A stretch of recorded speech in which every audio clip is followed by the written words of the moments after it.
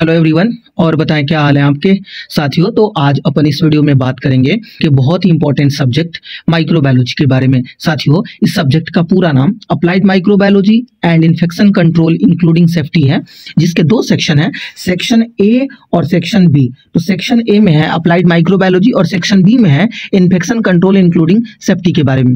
साथियों, इसका जो पहला यूनिट है वो उसका नाम है इंट्रोडक्शन टू माइक्रोबायोलॉजी। क्या है साथियों? Introduction to microbiology.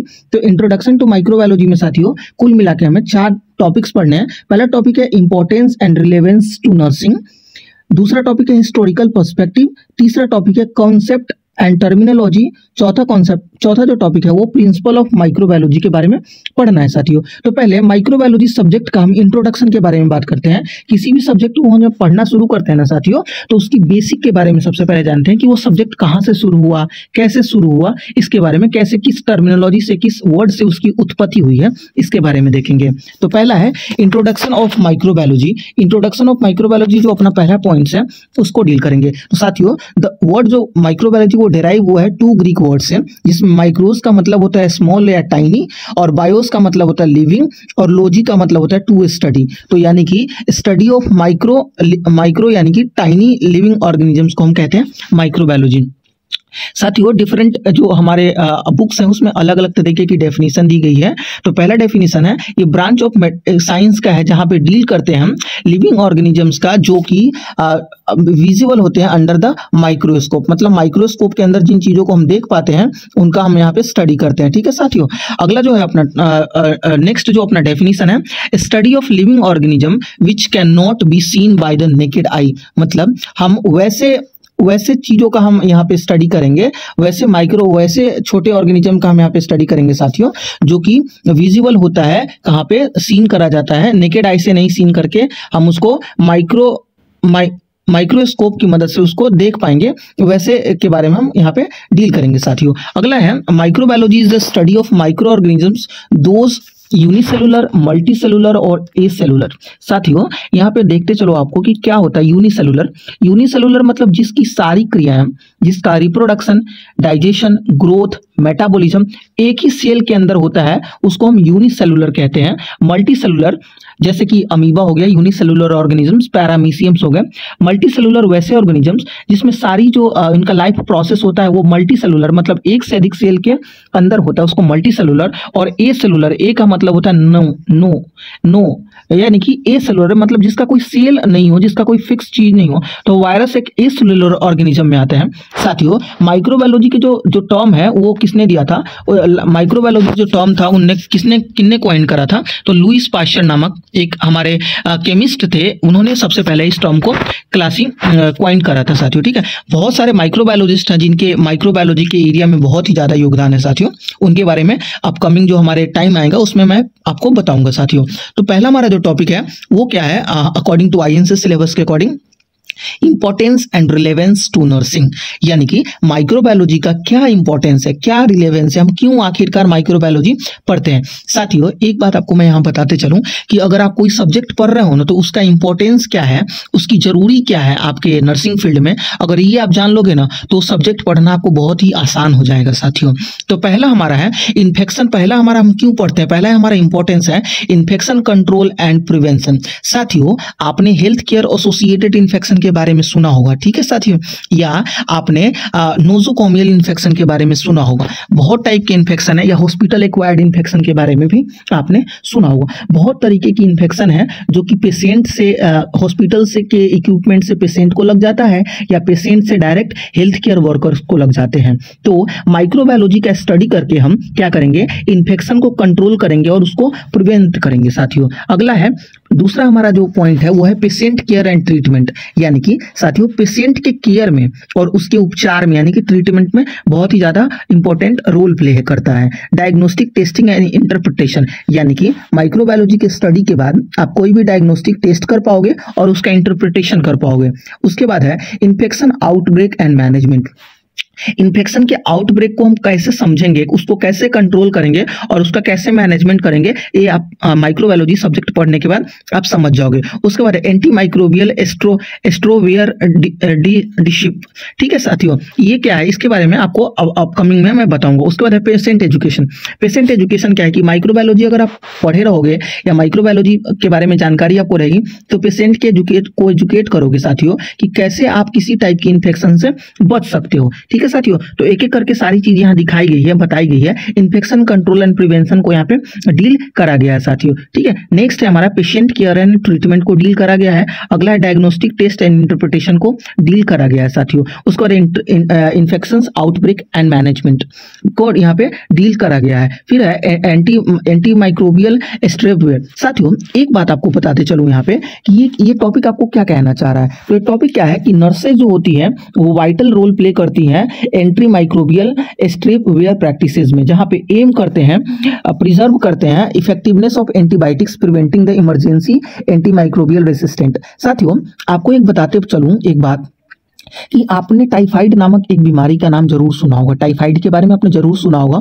तो साथियों क्या होता है कि टाइफाइड के ऑर्गेनिज्म को हम पहचान लें और उसके सही तरीके से एंटीबायोटिक का डोज देके उसको ठीक कर लें तो बहुत जल्दी ठीक हो जाती है। लेकिन हम एंटीबायोटिक खाना शुरू करें और बिना पूरा डोज किए हुए बीच में ही खत्म कर दें, स्टॉप कर दें, तो वो जो टाइफाइड का जो हमारा जो ऑर्गेनिज्म होता है वो क्या करता है, रेसिस्टेंट डेवलप कर लेता है अगेंस्ट उस एंटीबायोटिक के अगेंस्ट। ठीक है साथियों, तो वो एंटीबायोटिक हम दोबारा से उसको खिलाएंगे तो क्या होगा, टाइफाइड बीमारी खत्म नहीं होगी उस पेशेंट के अंदर। तो क्या हो गया साथियों, यहाँ पे नर्स का क्या रोल है कि एंटीबायोटिक के पूरी डोज को कंप्लीट करवाए। ठीक है साथियों, ठीक है।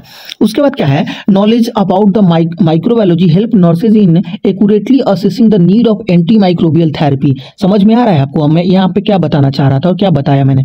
फिर है adhering the appropriate prescribing guidelines, monitoring patient for the adverse reaction, educating them about the importance of antibiotic कॉम्प्लेंस। ठीक है, इसके बारे में आपको बताया गया। फिर है पेशेंट एजुकेशन। पेशेंट एजुकेशन आपको मैंने बताया है कि जो हेल्थ प्रैक्टिसेस हैं साथियों उसमें पेशेंट का एजुकेशन बहुत ही ज़्यादा इंपॉर्टेंट है साथियों। पेशेंट को हम उस बीमारी के बारे में बताएंगे कि उस बीमारी से कैसे बचा जा सकता है। जैसे देखिए साथियों, अगर आपको कॉमन कोल्ड हो जाता है तो क्या हम एजुकेट करते हैं पेशेंट को कि जब भी आप छींक रहे हो या खांस रहे हो, जब भी आप कफिंग या स्नीजिंग कर रहे हो, उस समय अपने मुंह के ऊपर अपना कोई आपके पास हैंकी हो या टॉवेल हो, कुछ भी किसी से आपके अपने मुंह को मतलब माउथ को और नोज को कवर करना है। ठीक है, मुंह और नाक को कवर करना है, इसके बारे में हम उसको सिखाते हैं। या कहते हैं कि जब भी आप अपने मुंह को या नोज को टच कर रहे हो उसके बाद आप हैंड वॉश करें। क्यों कहते हैं, क्योंकि वो बंदा जो है वो दूसरे को फैला सकता है।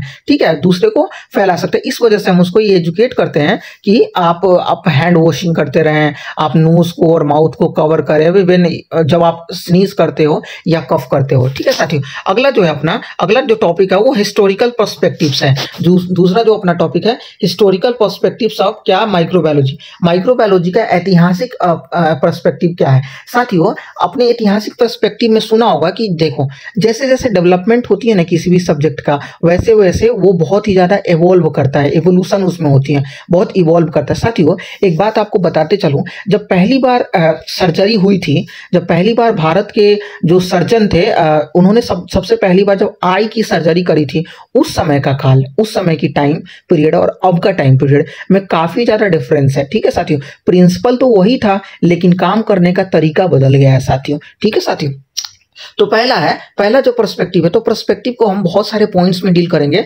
जैसे 17th सेंचुरी में क्या था, 18th सेंचुरी में, 19th में, 20th सेंचुरी में क्या था। वैसे ही हमारा पहला जो हमारा पॉइंट है वो है एंटीक्विटी। एंटीक्विटी का मतलब होता है प्राचीन काल। क्या साथियों, प्राचीन काल यानी कि एंशिएंट टाइम से। क्या, एंशिएंट टाइम से। तो साथियों एंशिएंट टाइम में क्या होता था, जब इजिप्शियंस या ग्रीक्स या रोमन जो साम्राज्य होती थी वहां पे क्या करा जाता था। साथियों आपको एक बात बताते चलूं, जब आपके घर में कर्ड बनाई जाती है, या आपके घर में इडली के लिए या डोसा के लिए जब बैटर तैयार किया जाता है, ठीक है साथियों, या जब आपके घर में क्या होता है कि कोई पिकल्स या अचार डाला जाता है, उन सब में भी माइक्रोबायोलॉजी अप्लाई होती है। क्या हमारी मम्मा ने, क्या आपकी मम्मा ने, क्या आपकी दादियों ने या हमारी दादियों ने माइक्रोबायोलॉजी पढ़ा है? नहीं पढ़ा है ना, नहीं पढ़ा है ना साथियों। क्या जब खमीरी रोटी बनाते हैं हमारे घर की महिलाएं, तो क्या उसमें खमीर कितने अमाउंट में डालना है, क्या डालना है, ये सब माइक्रोबायोलॉजी के अंतर्गत आपको पढ़ाई जाती है। जब इसका एप्लीकेशन आप यूज करते हो अपनी लैब में या अपनी हेल्थ केयर सोसाइटी में, हेल्थ केयर सिस्टम में, उस समय आपको ये बातें देखने को मिलती है। तो इजिप्ट में, रोमन में, ग्रीक में, उन सब जगहों पे पहले ही फर्मेंटेट करा जाता था ग्रेप्स को। साथियों यहाँ पे भी बहुत जगहों पे जहाँ पे बियर वाइन बनाई जाती है, वहाँ पे भी फर्मेंटेशन की क्रिया होती है। साथियों फर्मेंटेशन की क्रिया के द्वारा ही तो चावल को भिगो के रखा जाता है, जिससे हमारा बैटर तैयार होता है इडली के लिए और डोसा के लिए साथियों, ठीक है साथियों। तो ऑर्गेनिज्म का क्या यूज किया जाता है, और ब्रेड के लिए आपने देखा होगा कि बहुत बहुत बड़ी ब्रेड की फैक्ट्री में, ठीक है, स्टार्च को सिंपलेस्ट फॉर्म में, स्पंजी फॉर्म में लोग कन्वर्ट करते हैं, ठीक है साथियों। तो यह है प्राचीन काल की बात। अब आते हैं 17वीं शताब्दी की, यानी कि 17th सेंचुरी की बात। 17th सेंचुरी में क्या हुआ था कि इन्वेंशन हुआ था माइक्रोस्कोप का। माइक्रोस्कोप का जो इन्वेंटर है या इन्वेंटर करने वाले हैं वो ल्यूवेनहुक नामक एक वैज्ञानिक थे, ठीक है साथियों। ल्यूवेनहुक नामक वैज्ञानिक ने पहली बार माइक्रोस्कोप का इजाद करा, और इजाद करने के बाद उन्होंने सबसे पहली बार एक छोटा सा एनिमल क्यूल देखा, जिसको उन्होंने सेल का नाम दिया, ठीक है साथियों। He observed bacteria, protozoa and other micro organisms revealing the previously unseen world tiny life forms. यानी कि पहले लोगों को पता नहीं था, माइक्रो ऑर्गेनिजम्स तो पहले भी एग्जिस्ट करते थे, लेकिन उनके बारे में लोगों को पता नहीं था। तो लोगों का बताने का काम माइक्रोस्कोप के डिस्कवरी के बाद से ही बहुत रिवोल्यूशन हो गया, किसमें, माइक्रोबायोलॉजी के एरिया में, ठीक है साथियों। फिर अगला जो आता है वो 18th सेंचुरी आता है। 18th सेंचुरी में क्या हुआ कि रोल ऑफ फर्मेंटेशन, देखिए फर्मेंटेशन की क्रिया तो पहले भी होती थी, लेकिन लोगों को पता नहीं होता था कि फर्मेंटेशन क्या है साथियों, कैसे करते हैं, इसका क्या यूज होता है। इसके बारे में जोहन नेडीमन ने सबसे पहले सिग्निफिकेंट एडवांसमेंट के बारे में बताया था, और पाश्चर ने, लुईस पाश्चर ने फर्मेंटेशन के बारे में साथियों बताया था, ठीक है। उसी समय लुईस पाश्चर ने पाश्चराइजेशन टेक्निक्स के बारे में भी इन्होंने बताया था साथियों, ठीक है। अब उसके बाद आते हैं हम 19th सेंचुरी, 19वीं शताब्दी में। 19वीं शताब्दी में क्या हुआ कि जर्म थ्योरी दिया गया, ठीक है। Germ theory Pasteur and coach के द्वारा जर्म थ्योरी दिया गया। और जर्म थ्योरी क्या था साथियों कि जो डिजीज कॉजिंग जो एजेंट है उसको हम कहते हैं जर्म, ठीक है, ऐसा बताया गया। उससे पहले ना डिजीज कॉजिंग एजेंट ही नहीं कहा जाता था। उससे पहले बोला जाता था कि किसी प्रकार का भगवान का हमने कुछ उन्हें बिगाड़ दिया है, या उनका कुछ हो गया है, इसी वजह से लोगों में डिजीज हो रही है, ऐसी अवधारणाएं थी लोगों के बारे में। लेकिन जैसे जैसे साइंस का डेवलपमेंट होता गया, वैसे वैसे लोगों को इन बारे में बताया गया। तो कोच का पास्टुलेट भी आया था, ठीक है, कि डिजीज कॉज करने वाले क्या होते हैं, माइक्रो ऑर्गेनिजम्स होते हैं, और पैथोजेंस जिनको हम कहते हैं साथियों, ठीक है। तो अब आ गए 20वीं शताब्दी में। 20वीं शताब्दी अभी हमने क्या क्या पढ़ा, अभी हमने पढ़ा एंशिएंट टाइम में क्या था माइक्रोबायोलॉजी का, मतलब हिस्टोरिकल पर्सपेक्टिव से 17वीं शताब्दी में, 18वीं शताब्दी में, 19वीं शताब्दी में, और अब 20वीं शताब्दी में। तो 20वीं शताब्दी में मेन काम क्या हुआ कि जैसे जैसे इनोवेशन होता गया, वैसे वैसे क्या होता गया साथियों, वैसे वैसे साइंस टेक्नोलॉजी आगे बढ़ती गई साथियों। फिर क्या हुआ आगे चल के साथियों, आगे चल के जो अलेक्जेंडर फ्लेमिंग नामक एक हमारे जो बायोलॉजिस्ट से थे, उन्होंने सबसे पहले एंटी माइक्रोबियल एजेंट यानी कि एंटीबायोटिक वर्ड का उन्होंने डिस्कवर किया। एंटीबायोटिक वर्ड दिया उन्होंने साथियों, एंटीबायोटिक वर्ड उन्होंने दिया था। एंटीबायोटिक वर्ड मतलब एंटीबायोटिक की पहली बार इन्होंने पेनिसिलियम नोटेटम नामक एक एंटीबायोटिक का इन्होंने खोज करा था साथियों, ठीक है साथियों। उसके बाद जो हो गया माइक्रोबायोलॉजी के एरिया में क्या आ गया, बहुत ही बड़ा रेवोल्यूशन आ गया। अब बात करते हैं मॉडर्न एरा में, मतलब अब का एरा में माइक्रोबायोलॉजी का क्या पर्सपेक्टिव है, उसके बारे में यहाँ पे हम बात करेंगे साथियों, ठीक है, कि अब हमारा माइक्रोबायोलॉजी के एरिया मतलब क्या पर्सपेक्टिव है अब के एरा में साथियों, ठीक है साथियों, ठीक है। अब हम इसके बारे में आपको बताएंगे कि अब क्या है माइक्रोबायोलॉजी में। तो माइक्रोबायोलॉजी कंटिन्यूअली इवॉल्व होते जा रहा है। Modern era with the evident of genomic, metagenomic and cutting edge technology.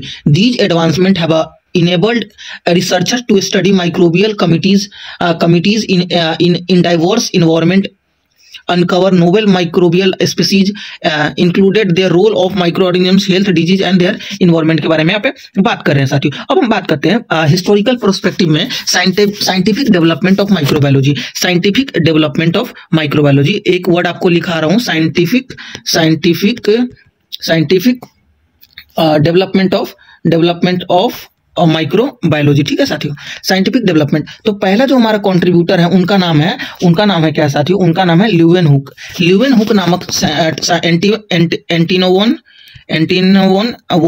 लुवेनहुक ने क्या करा था साथियों, तो इन्होंने सबसे पहले क्या किया था कि माइक्रोस्कोप का क्या करा था, इन्होंने माइक्रोस्कोप का इन्होंने डिस्कवर किया था। क्या किया था साथियों, सबसे पहले इन्होंने माइक्रोस्कोप का डिस्कवर किया था, सबसे पहले माइक्रोस्कोप का डिस्कवर करा था। माइक्रोस्कोप के डिस्कवर के बाद इन्होंने डिस्क्रिप्शन दिया था बैक्टीरिया के बारे में। क्या दिया था, बैक्टीरिया के बारे में इन्होंने डिस्क्रिप्शन दिया था। तो आप इसको पॉइंट्स को अपने नोटबुक में लिख लें, बैक्टीरिया के बारे में इन्होंने डिस्क्रिप्शन दिया था। फिर अपने आते हैं दूसरे नंबर के जो अपने साइंटिस्ट है, उनका नाम है लुईस पाश्चर।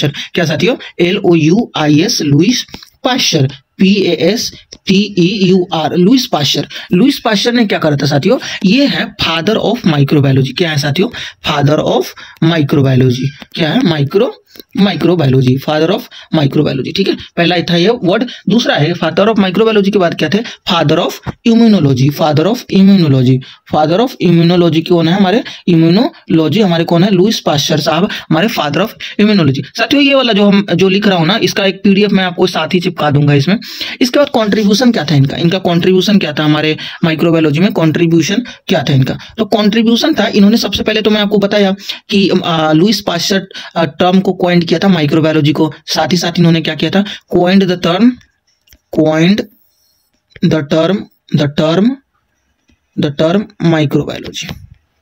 माइक्रोबायोलॉजी इन्होंने टर्म दिया था। ठीक है, उसके बाद इन्होंने क्या किया था कि जर्म थ्योरी दिया था।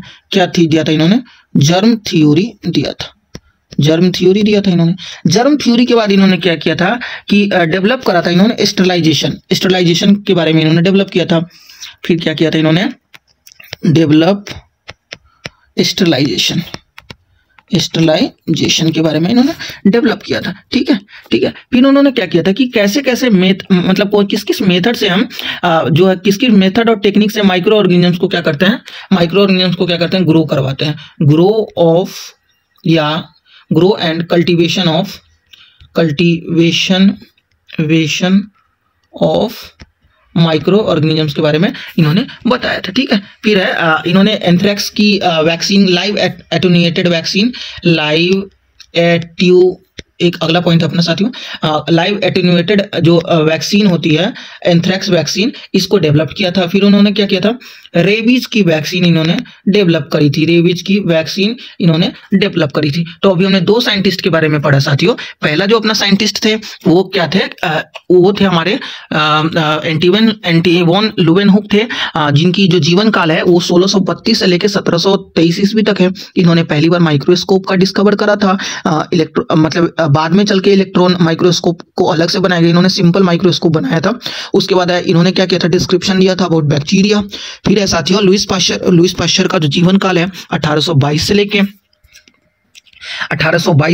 1895 तक इनकी जो है इनकी जीवन अवधि है। 1822 से लेके 1895 तक इनकी जीवन काल है लुईस पाश्चर साहब की। ठीक है, उसके बाद क्या करा इन्होंने, father of microbiology, father of immunology. Contribution क्या क्या है साथियों, इनका कंट्रीब्यूशन था कहाँ पे, इनका कंट्रीब्यूशन था कि इन्होंने टर्म दिया था, टर्म कॉइंड बाय द जो इन्होंने माइक्रोबायोलॉजी टर्म था इसको कॉइंड करा था। साथ ही साथ इन्होंने स्टरलाइजेशन टेक्निक्स के बारे में बताई थी, और उसके साथ ही साथ इन्होंने बताया था जो एंथ्रेक्स की जो वैक्सीनेशन है, लाइव एटेन्यूएटेड वैक्सीन। फिर इन्होंने आगे चल के रेबीज वैक्सीन की भी खोज की थी, पास्चुराइजेशन के बारे में भी बताया था। ठीक है, साथ ही साथ इन्होंने रेबीज की भी वैक्सीन खोज की थी, और पास्चुराइजेशन के बारे में भी, कोलेरा के बारे में भी, चिकन पॉक्स कोलेरा की वैक्सीन को भी डेवलप करा था साथियों। उसके बाद जो हमारे थर्ड कंट्रीब्यूटर का नाम आता है साथियों, थर्ड कंट्रीब्यूटर का अगले जो हमारे साइंटिस्ट आते हैं, अगले जो हमारे वैज्ञानिक आते हैं, उसका नाम है जोसेफ लिस्टर। जोसेफ लिस्टर का जो साथियों जन्म हुआ था, जोसेफ लिस्टर के बारे में आपको बताते चलो साथियों। जोसेफ लिस्टर का जो जीवन काल है वो 1827 से लेके 1922 ईस्वी तक है। ठीक है साथियों, इनको हम फादर ऑफ क्या कहते हैं साथियों, इनको हम फादर ऑफ एंटीसेप्टिक कहते हैं। क्या कहते हैं इनको, फादर ऑफ एंटीसेप्टिक। तो इनका पहला पॉइंट है फादर ऑफ एंटीसेप्टिक इनको कहते हैं, किनको, जोसेफ लिस्टर को। इनका कंट्रीब्यूशन क्या है साथियों, अब इनका कंट्रीब्यूशन क्या है, तो इनका कंट्रीब्यूशन जो है साथियों, इनका कंट्रीब्यूशन है कि इन्हें हम फादर ऑफ मॉडर्न सर्जरी कहते हैं। क्या कहते हैं, फादर ऑफ मॉडर्न सर्जरी। ठीक है, ठीक है। और फादर ऑफ एंटीसेप्टिक के भी कहते हैं, क्या कहते हैं, father of antiseptic, father of antiseptic इनको कहते हैं, ठीक है, एंटीसेप्टिक इनको कहते हैं। साथियों आपको अभी हम 3 साइंटिस्ट के बारे में पढ़ा है जिन्होंने जो मॉडर्न डेवलपमेंट ऑफ या साइंटिफिक डेवलपमेंट ऑफ माइक्रोबायोलॉजी में बहुत ही ज्यादा इंपॉर्टेंट रोल प्ले करा है, बहुत ही महत्वपूर्ण भूमिका इन तीनों वैज्ञानिकों की है। पहला है एंटिवन लुवेनहुक, दूसरा है लुईस पाश्चर और थर्ड है जोसेफ लिस्टर। जोसेफ लिस्टर के बारे में अपन ने बात करा साथियों, ठीक है साथियों, यहां तक हमने बात कर लिया। अब आते हैं जो चौथे साइंटिस्ट हैं, उनका नाम है रॉबर्ट कोच। कौन से हैं साइंटिस्ट, हमारे पेज कम बच रहे हैं, इसको एक बार रफ करते हैं फिर आपसे बात करते हैं। फोर्थ साइंटिस्ट है रॉबर्ट कोच। आपने नाम जरूर सुना होगा इनका, रॉबर्ट कोच का सुना है ना साथियों आपने, रॉबर्ट कोच का नाम आपने कहां सुना है, हाँ रॉबर्ट कोच का आपने नाम सुना होगा। Cell the living the fundamental life, cell is the fundamental life, जो आपका सेल नामक जो चैप्टर था 11th क्लास में, वहां पे आपने सुना होगा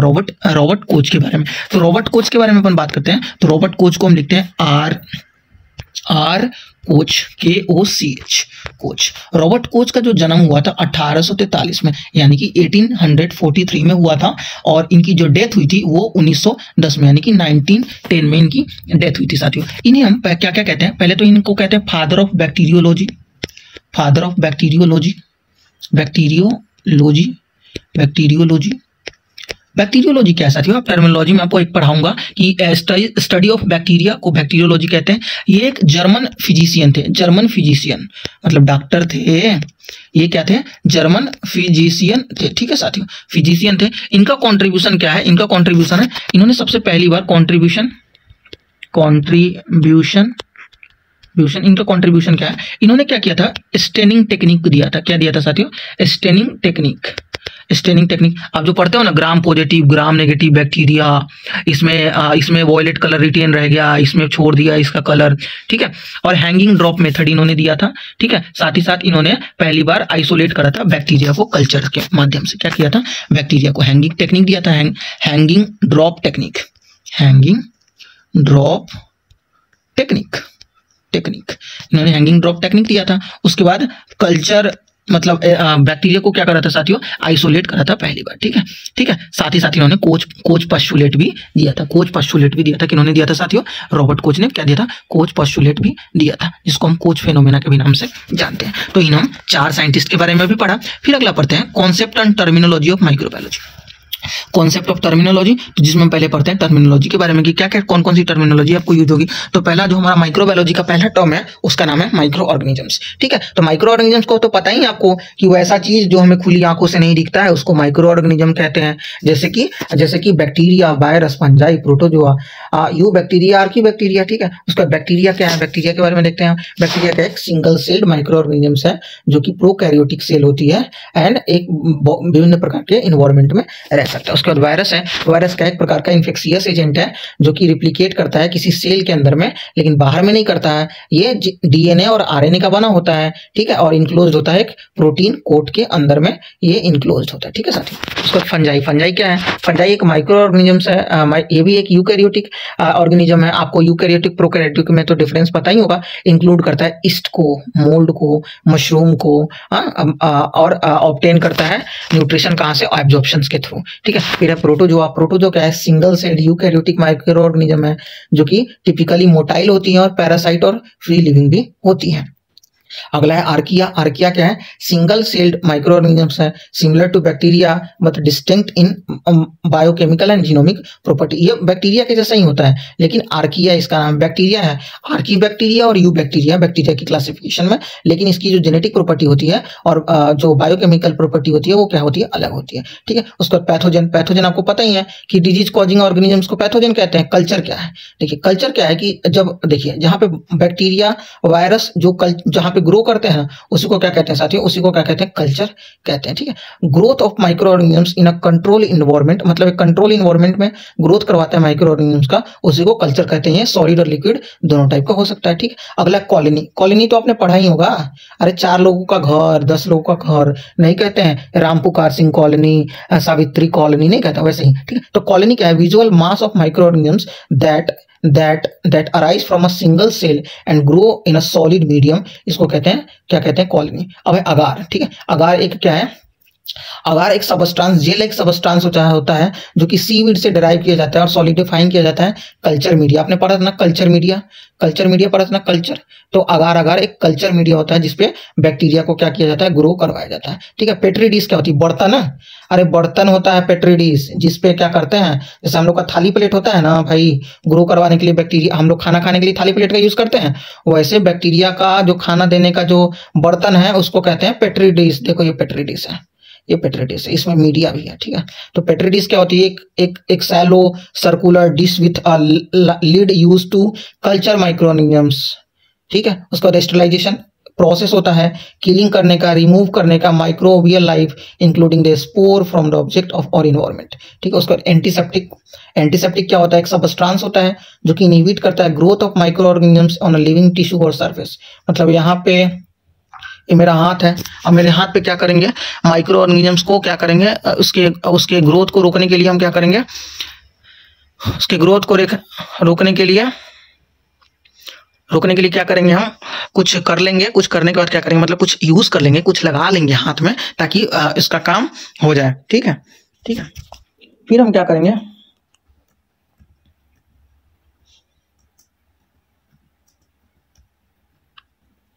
करेंगे, साथियों, एंटीसेप्टिक का यूज करते हैं। ठीक है। उसके बाद क्या है, अगला है एंटीबायोटिक। एंटीबायोटिक क्या है, अब आपको बताना है कि एंटीबायोटिक टर्म किसने दिया था, फर्स्ट एंटीबायोटिक किसने डिस्कवर किया था, पहला एंटीबायोटिक कौन है, पेनिसिलिन जी क्या है, इसके बारे में आपको लिखाना बताना। माइक्रोलीड्स क्या है, ब्रॉड स्पेक्ट्रम एंटीबायोटिक क्या है। जब आप फार्माकोलॉजी पढ़ोगे ना साथियों, तो इन सब चीजों को आपको पढ़ने को मिलेगा। ठीक है।